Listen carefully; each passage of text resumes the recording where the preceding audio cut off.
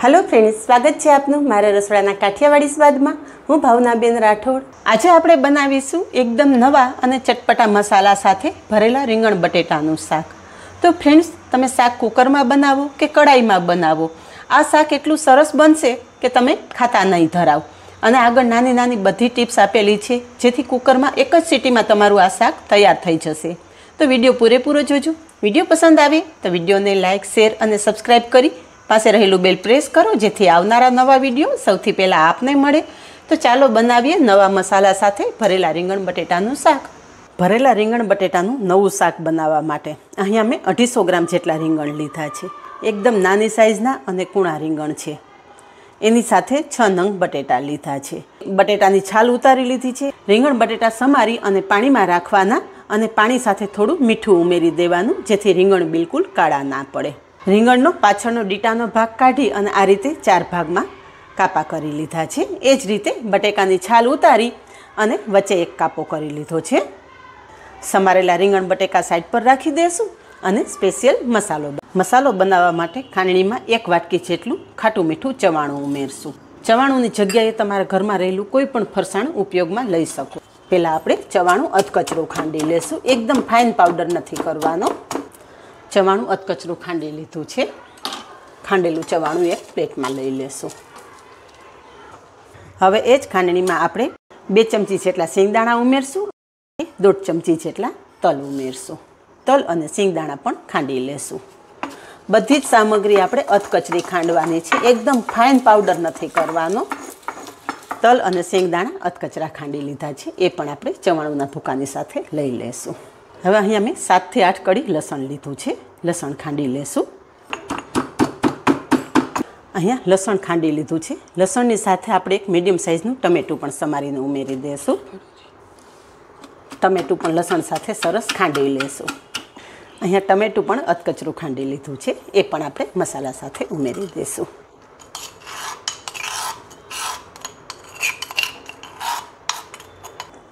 હવે આ મસાલા સાથે થોડા બેઝિક મસાલા પણ કરી લઈએ।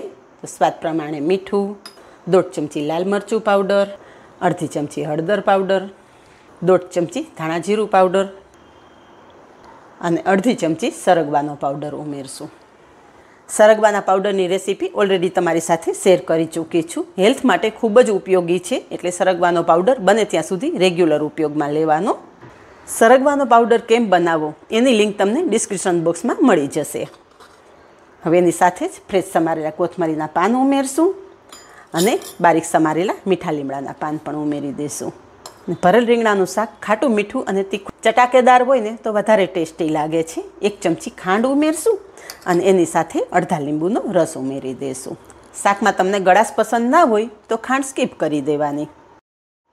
હવે બધો જ મસાલો હાથેથી ચોળી અને મિક્સ કરી લેશું।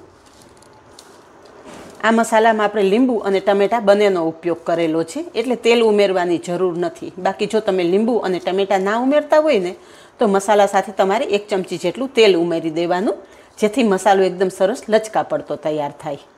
હવે અહીં આપણો મસાલો પરફેક્ટ તૈયાર થઈ ગયો છે। તો સમારીને રાખેલા રીંગણ બટેકામાં મસાલો ભરી લેશું। ભરેલા રીંગણનું શાક બનાવો ને એટલે ઊભો અને આડો બંને કટ લગાવી દેવાના, જેથી જો રીંગણ ખરાબ હશે ને તો પણ ખબર પડી જશે અને મસાલો તમે ઊંડે સુધી ભરી શકશો। હવે જે આપણે કાપો કરેલો છે ને એમાં એકદમ પ્રેસ કરી અને મસાલો ભરી દેશું, જેથી મસાલો ઊંડે સુધી જાય।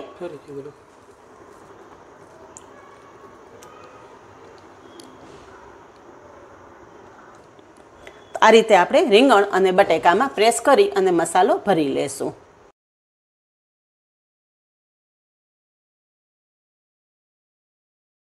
આ રીતે બધા જ રીંગણ અને બટેકા આપણે મસાલાથી ભરી લેશું।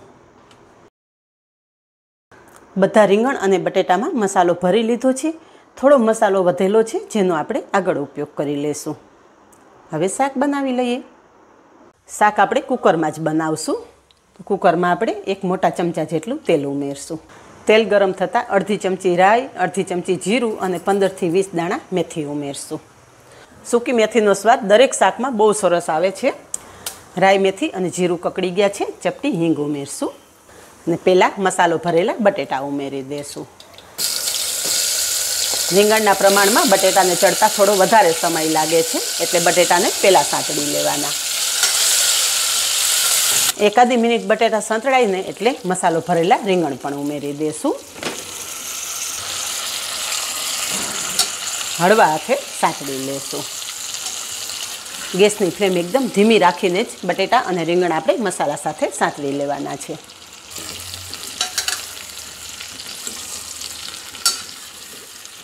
અહીંયા તમે જુઓ કે રીંગણ બટેટા મસાલા સાથે સરસ સાંતળી લીધા છે અને રીંગણનો કલર પણ ચેન્જ થઈ ગયો છે. શાકમાં પાણી ઉમેરવાની ક્યારેય ઉતાવળ નહીં કરવાની. મસાલા સાથે તમે શાકને સરસ સાંતળી લેશો ને એટલે ઓછા મસાલામાં વધારે સ્વાદિષ્ટ શાક તૈયાર થશે.